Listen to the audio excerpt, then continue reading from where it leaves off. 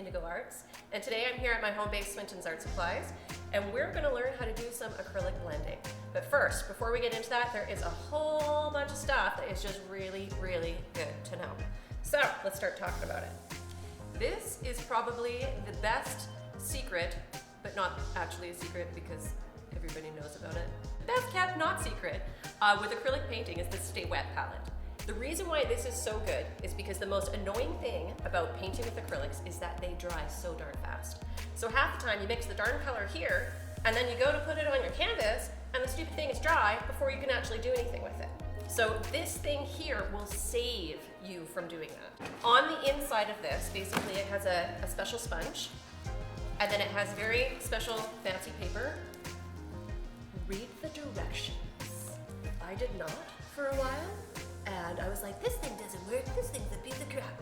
And then I read the directions and realized I was doing it wrong. And it's wicked, it's so good. So essentially what happens is you wet the sponge, you charge the paper, and it allows the moisture to come up through to the bottom, but doesn't allow the paint to sink through the top. So with the lid off, your paint is gonna stay wet for about 3 hours. With the lid on, your paint stays wet almost forever. I have students who will come in week to week and their paint is still wet from the week before. So, essential. Now, those of you who are at home and maybe don't have a Stay Wet palette, this is my other favorite palette. This is what I tend to go for when I'm working with oil paint, when I'm working with acrylic, truly sometimes even working with watercolor. I like this. And essentially what it is, it's kind of like a heavy duty wax paper. There's a shiny side and a matte side. So what we want to do here, grab some paper towel, place it into the water so it's pretty saturated.